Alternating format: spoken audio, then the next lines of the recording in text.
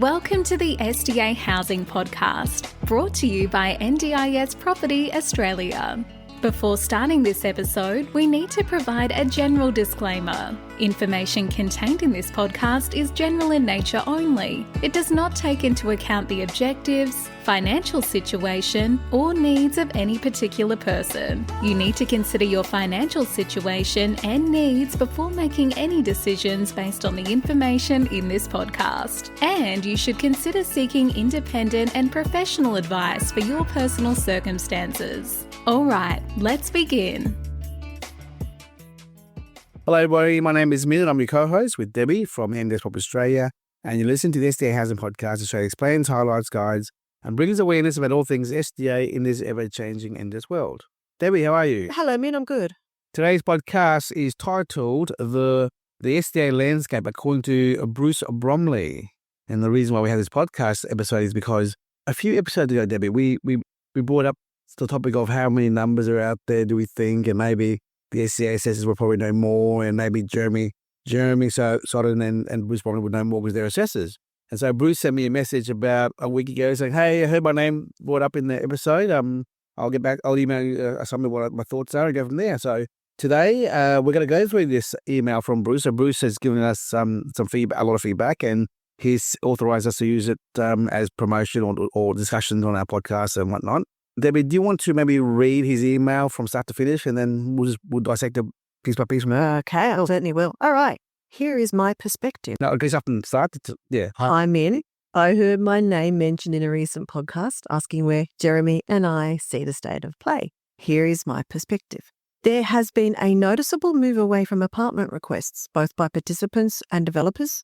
I attribute this to the difficulty of getting participant plans approved or rates increased. I think some providers are overselling when they understate the difficulty of this. We also see fewer HPS participants moving into apartments in lieu of FA due to SIL providers not wanting to manage them and due to participants not being funded for apartments. SIL's preference is typically to have 3 participants sharing a house. It is easier to manage 3 high support participants in one dwelling than to travel between participant apartments. While participants may prefer a maximum of 2 within a dwelling, we see NDIA approving many plans at 3 share. Since the finance blacklisting, we have noticed a distinct move from new subdivisions to established suburbs. In addition to the small-medium developers, several large interstate providers from New South Wales and Queensland, in addition to existing Victorian developers, are rolling out new houses at a large scale in established inner suburbs. Developments around certain parts of Melbourne and areas such as the Mornington Peninsula have slowed significantly. Some developers have pulled projects due to the requirement to achieve a CHIMP or Cultural Heritage Management Plan during the planning process if the development is considered to be high impact. For example, triggered by community care classification as a result of the building surveyor applying a BCA Class 3 residential care classification. This has caused additional expenses in excess of $30,000 to $40,000 for reports, excessive delays and huge risks for the construction phase if anything of cultural significance is identified, which could effectively shut the project down. Within the next 3 years, the inner suburbs may start reaching a point of oversupply like the new subdivisions that have been blocked from obtaining finance. Over the last 24 months, we've observed a high volume of non-compliant SDA houses and apartments being delivered to market.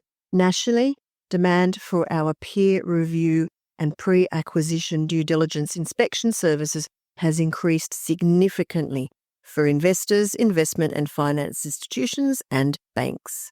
Typical issues we've identified during these inspections include redundant power such as UPS or generators in newly built, fully enrolled, occupied HPS dwellings not being installed. It cannot be overstated how dangerous this is for participants. Bathroom wall reinforcement to all walls that have not been installed in houses and apartments. No structural inspection and certification by a registered structural engineer of the hoist roof structure, mandatory SDA requirement, with assessors relying on roof truss structural design computations only without the mandatory final inspection. The required level surface of a minimum 2070 by 1540 millimetres at the letterbox within the boundary, not provided. Non-compliant path of travel from boundary to the house entrance for FA and HPS. Non-compliant glazing, doors and plumbing fittings in robust housing. Then you see hybrid designs, which include robust with height adjustable benches, ceiling fans, and other accessible elements, etc., which will be ripped out on the first day and weaponized by participants. Most of these hybrid designs we've assessed do not fully comply spatially with the FA and HPS categories that the owners were promised. Incorrect ovens and dishwashers installed. Non-compliant shower gradients that are supposed to be within the 1 to 60 to 1 to 80, as steep as 1 to 20. Grab rails, backrests and shower seats are installed in bathrooms when the design standard explicitly states that they must not be provided unless a participant requires them. Ironically, if a participant needs grab rails, the allied health team, including OTS and the OTs and physios, designs them, and we have not seen one request ones that meet AS 1428.1. Non-compliant switches, dimmers and task lighting, as well as the incorrect number of GPOs within bedrooms. It's quite some list, and he finishes off. We've heard from other assessors that the NDIA have already started to organise random inspections of previously certified houses to identify issues. This was initially raised in one of the NDIS Assessor CPD sessions last year, so we can only hope these will continue, as a lot of what is currently being delivered can best be described as crap, and ones without UPS, no structural certification, are putting lives at risk. If significant issues are identified, I believe these dwellings must be unenrolled until they are made compliant. As for the SDA provider side of things, it is becoming like the Wild West, but I will leave that for another day. Thank you, Bruce, for such a detailed and long explanation on how he sees the landscape of SDA around Australia at the moment from a SDA assessor's point of view. So I've got to explain, Debbie, to our listeners, who is Bruce Bromley. Bruce Bromley is a access consultant and an SDA assessor. His organisation also has an SDA provider organisation. So they're also an SDA provider property manager. So they're very involved in the SDA. Well, Bruce was also one of the original architects of the SDA Design Guidelines. So he knows his stuff. Equal Access Group, SDA Consulting Group. So his team, his colleagues, Karina and Nicole, yep. They are SDA providers. They sat their business began in October 2023, yes. I remember the date there. Yeah, okay. But yeah, great deal of knowledge, experience this gentleman has, and we highly respect Bruce. Thank you, Bruce, once again. Now, let's agree or disagree or make comments on it. By the way, I agree with 99% of what Bruce has said, 99%. So let's talk about and reassess and reaffirm these comments here. Anything you agree or disagree with everything he said there, Debbie?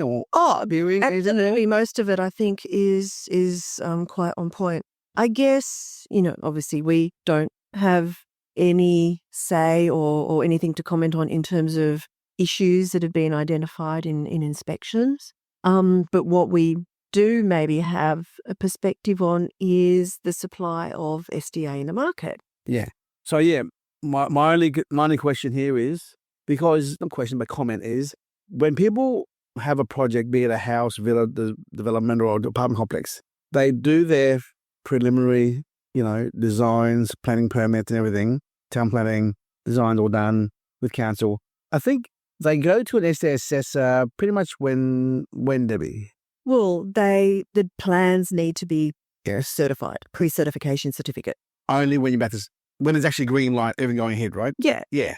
Well, yeah, when they're ready to go ahead. Yeah, the project But in the preliminary stages of assessment, feasibility, thinking about it, doing permits and everything else, they don't necessarily may not have engaged at SDA. No, correct. Yeah.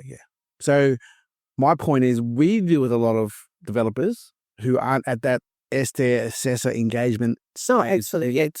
So we're seeing it different. We're seeing it differently. And mind you, we're not saying that everyone we talk to actually goes to deployment of the project. They still need to figure out whether they want to do it or not. Yeah, they're at the feasibility stage. Yeah, so going to work or not. Yeah.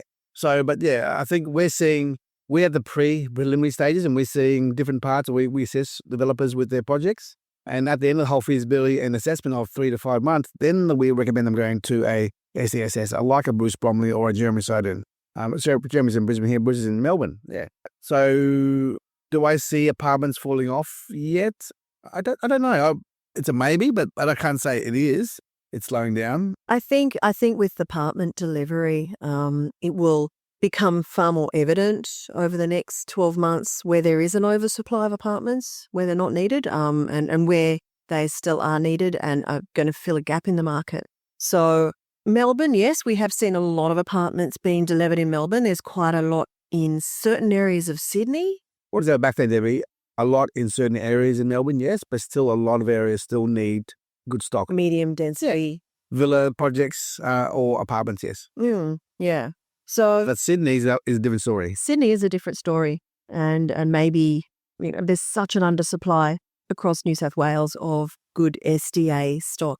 And yes, we know that the undersupply of houses and villas is critical, but there is still, I think, a good space for apartments when we know a lot of participants prefer to live on their own in an apartment, regardless of whether they have the correct funding. And yes, that brings in all the issues that Bruce has touched on, of Sil's preference to have them sharing a house. It's easier to manage 3 participants. The NDIS is approving plans at 3 share. However, it still also comes down to the participant's choice and control. So, And I agree, Debbie, you and I agree with the whole one. The NDIS is approving 1 to 3 share. yes, absolutely. But they'll end up with 2 participants in a house, true. As 1 to 3 funding share, true. With a spare room, correct. Totally agree with that, yes. So, yeah, look, it is a really, we say this over and over and over again, such a complicated area to get the right housing and get the right number of participants in those dwellings. But yeah, I think there is still room for more apartment stock in certain areas for sure. Yeah.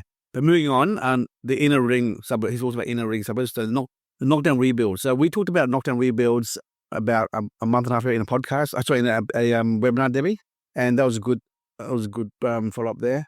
We see a lot more astute investors doing knockdown rebuilds and people avoiding the greenfield areas where the new estates are. Yeah, that's definitely where the market's moving to now, thank goodness. I personally believe the knockdown rebuild, the ideal knockdown rebuild client is those investors who already have houses. They own the for many years. They've already owned it for a long time. 10, 15 years and paid off. So there is no acquisition cost of land, right? Because they bought that land $400,000 15 years ago, now it's worth $1.2 million. So knocking down that house, the old house on that block, is not really a problem anymore because knock it down and build the SDA. So it becomes a challenge when it's a new investor who has to buy an old house on a block for $1.3 million and then spending $700,000 on a bill, which is about $2 million plus. Yeah, that's when it becomes less feasible. Debbie, you and I spoke to a gentleman who had 7 houses around Melbourne about 2 months ago. And he said, I was over this whole tax by the government. I've had these for 10, 20 years. I don't care. I'll knock it down and build it. SDA, I don't mind. So typical client there who has a portfolio of houses he bought 20 years ago and doesn't mind doing it. The knockdown rebuilds are the way to go, yes, in the middle ring suburbs. Outer ring suburbs are still okay, as long as it's built, designed correctly and built, right product is built there. That's all, Yeah, absolutely. I did think it was interesting that Bruce commented that within 3 years, he sees there might be an oversupply in the inner suburbs. I don't agree. Yeah, I mean, especially Melbourne, when we're looking at that vast number of participants exiting the group homes from the government. That is, several thousand participants. Yes, not all of them will necessarily be able to obtain new build SDA funding. However, a lot of them will. Are we going to be able to supply 2,000 to 3,000 places in the inner and mid rings? No. That's a lot of housing. Yeah. Is the land there? Is there enough older properties that someone's going to be able to do a knockdown rebuild? So, I mean, obviously Bruce is seeing this from the perspective of his assessments, but I think we got a way to go. Yeah. Yeah. There are a lot more macro factors in play outside of the SDA that people don't really take into consideration of, Debbie, and that is, a lot of developers come to us who say, I have a site, it's not feasible to do a normal development. It looks like the only way is SDA. Can you please talk to me about that? So already, and then also the taxes in Melbourne, Victoria as well, which are huge as well. Build to rent scheme, cost of living, mortgage rates, all these factors do come, because at the end of the day, Debbie, a developer has to build and sell and make money. That's what it has to do. And if he can't do that in the normal world of normal residential or build to rent or buy and hold, they're moving into the whole SDA world. And this is where they think, maybe rightly so or not, they think the SDA is the way to go. Now, I still think there's a way to go, maybe 3 to 5 years before we're seriously worried about inner city, middle ring oversupply. Mm-hmm. Because right now, the buyers have gone away from SDA. They're not really there anymore. Yeah. And it's only the big players there. So the buyers have come down. It's harder to do developments everywhere it is, particularly in New South Wales because of class 3 and 5 sprinklers and all those. And all the building restrictions. 7-star energy efficiency and all that kind of stuff, the red tape of construction there, yeah? Yeah. So obviously Bruce is looking at this from mainly a Victorian perspective. But yeah, there's a lot of other areas in Australia where this is not the case. Mm-hmm. Anything else that stands out from the summary here from Bruce? I guess, yeah, just going back to his comments on the inspections and non-compliant houses, that's quite interesting that he says a high volume of non-compliant SDA houses. That is really disturbing. That there's obviously a lot of assessors out there who have not been doing the right thing. We have heard that there are good assessors, there are bad assessors, but, some of these issues, as Bruce states, are life-threatening and they should never, ever receive certification. Mm. So good to see that they are maybe cracking down on that now. Yeah. Another thing that Bruce is really publicly promoting is the fire safety. I think that's his calling card out there, and I admire and commend Bruce for doing that. Debbie, how many houses in Australia or SDA do you think have fire spread? Yeah, what do you think, percentage-wise? Well, do and don't. Oh gosh, probably if we're lucky, maybe 10% do. Maybe. I reckon 95% don't, 5% do. That's my guess. Yeah. And that's because apartments have to have fire sprinklers. Apartments do get. So that's why I push numbers up. But really, on houses alone, I reckon 99% of houses. Well, a lot of them have been, over the last 2 years, have started to include. Starting to slow, but not a lot. Yeah. And we know obviously now in WA and in New South Wales, it is mandatory for the dwellings to be class 3. They'll take miles to come through. They will take. So my point is, majority being 99% currently in the market do not have fire sprinklers because they were built 3 years ago, and that was never a topic back then. So anyway, if you're an investor or developer, please reach out to Bruce Bromley at Access, Equal Access Group to talk about fire safety, because Bruce does promote other products other than just fire sprinklers. Exit, I think the little cart thing downstairs was fire safety equipment. So please talk to Bruce about that. He's a certified as well, and also not non-SDA building as well. So great resource to have in your corner there if you're doing a development there, please. For sure. But if you have, Bruce's team, the SDA consulting team, the SDA provider property management business, that's Australia wide as well. Tasmania, that is, WA, Adelaide as well, Victoria, yeah. I think a good idea for us to post this as a blog on our website, because Bruce said, please, you feel free to use this. So I think we should send this to our internal staff of marketing to cut and paste this email as a blog into our blog section on our website. For people to read it if they want to read it, because Debbie did read it a little bit fast and a little bit too much as well, but have this available for review on reading, yeah. All right. Another comment he mentioned to me outside of this email was there are a lot of also problems in the landscape out there of participants being drained of their funds of SDA and SIL. I don't know how the whole PACE system actually works and the pre-PACE system and the claiming funding from the NDIS, but I thought with SDA that it can only be paid every month, the correct amount, the monthly amount from the plans. How can a provider drain the SDA funding? SIL funding, I understand. Other funding, I understand. But I don't understand how SDA... Well, Debbie, I can only relate to stories that I've heard firsthand, okay? And you'll be surprised with these stories. And I will share it to our listeners here. And I'm sure Bruce will confirm, because he said to me they're being drained. I think it was Dante from Adapt Housing told me about a year ago that he was looking up the transition of a participant in Deception Bay. They came from, I think it was another provider. I won't mention their names. Another provider in Brisbane here. And the investor had not received income for 9-10 months, right? And he was so angry and he couldn't get any information from the current SDA provider, who I won't name. But yet, after getting rid of the other participant who was in there, who refused to let anyone else move into this 5-bedroom SDA house in Deception Bay, he eventually moved on. As soon as the house was unenrolled and re-enrolled by Adapt Housing, boom, all the money came in one hit, transferred from the old SDA provider into the new SDA provider's trust account. Now, hang on. So they hadn't been claiming it at all? Oh, well, hang on.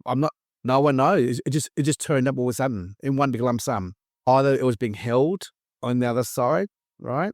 They wouldn't transfer it over and didn't give it to any investor, but because it's unenrolled and re-enrolled now, it's no longer they had to send it over. Now, that's one example there. Another example is where in the Cocoon articles we were talking about, if you listen to the audio, the text to audios, Cocoon in some cases was draining SDA funds. Well, not draining, pulling down SDA funds as per normal, and we're refusing to give that to the investors. Okay, so they were holding on to it and not passing it. And using it for their own spend and other businesses, services. That's, I think, a little bit of fraud there, I think. Okay. Yeah. That's number 2. Number 3 scenario is, as we know, PACE, the payments are being locked in the PACE system. And as Brad told me from Brighter Living, it's taking, and also Value Care as well, it's taking 3 to 5 months to get paid payments of SDA coming through. Now, also, other providers are saying sometimes it comes in random amounts and lump sums and then nothing for 6 months and then big lump sums and then nothing and then small drips in. It's all random payments for SDA payments here. And these are lots of people saying the same thing for SDA. Now, being drained.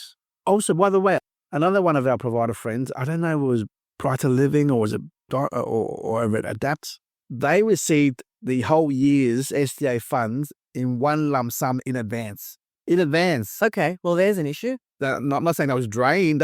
They invoiced for 1 month and the whole year in advance came through in one hit. And they thought, what's going on here? That shouldn't have happened. So obviously there's still some serious issues with the NDIS payment system. So a lot of participants' funding is still in the old system. It only transfers over to PACE when their plan is renewed. And by the way, I asked David Whitelaw, the CEO of Adapt Housing, when PACE began. I said, what's going on? How long will this take to figure out? And they said, the NDIS apologises for the disruptions of the payments, but this will take 2-3 years to figure out. 2 to 3 years, yeah, there you go. To iron out all the red tape. And it's been, 18 months now? Yeah, 18 months now. So we're halfway through this mess. Yeah. It's government, red tape, bureaucracy. It's just all that stuff in the government there. And there's no answer as to why it is. It's just very weird. But anyway, back to the point at hand. Bruce, thank you so much for your comments here. We really appreciate it. And I tried to bring Bruce onto a podcast, but he said, no, he's too busy. He's trying to lay low. Cool, all good, mate. No worries. I'll leave it to it. But we'll definitely put this on our blogs for people to read. That's the only place for us to put it on to read. Yep.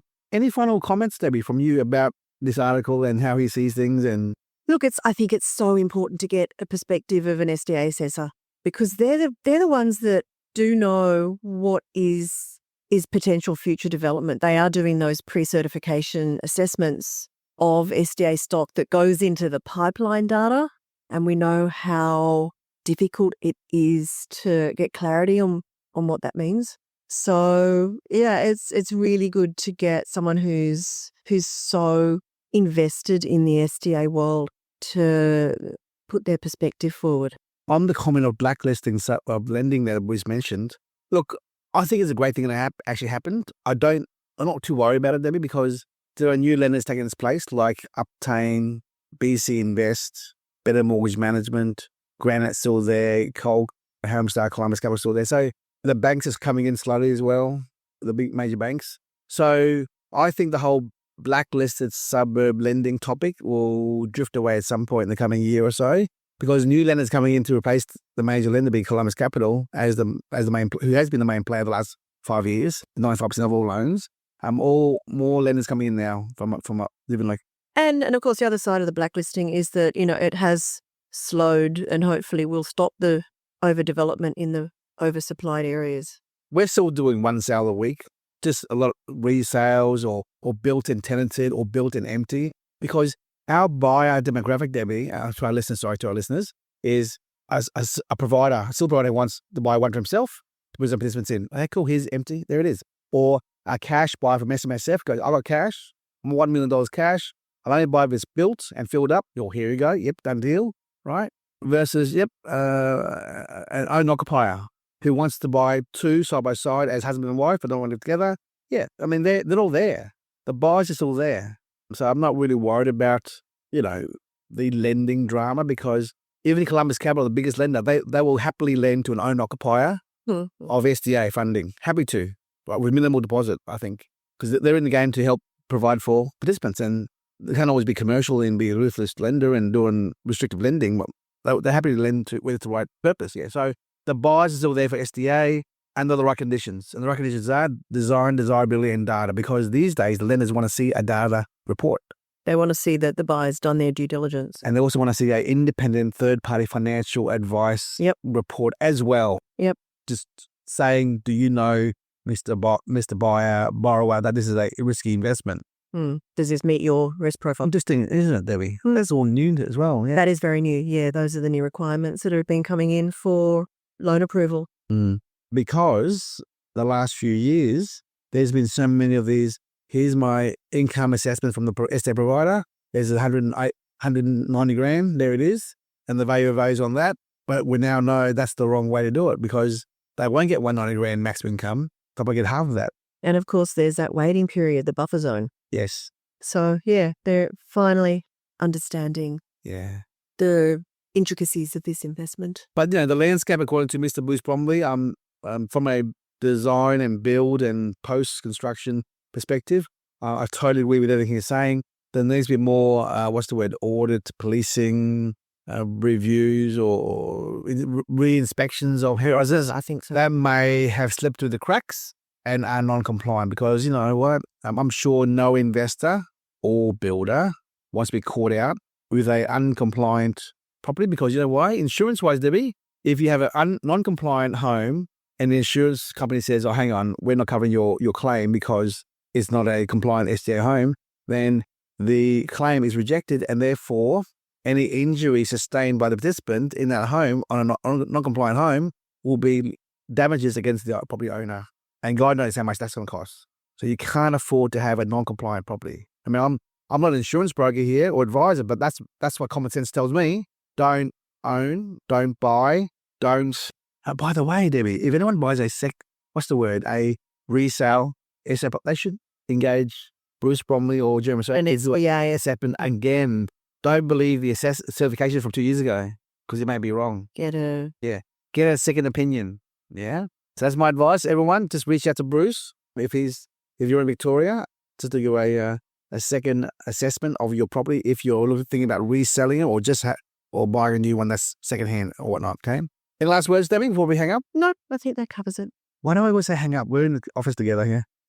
So I think we're doing pretty well with our podcast series. We're back to, now that the cocoon scandal's all over, it's all finished and they're liquidated. It's all back to normal business now for us. We have lots more content coming up soon. And by the way, on the topic of cocoon, as per last week, liquidation began. There are 70 houses under construction because of cocoon's sales out there.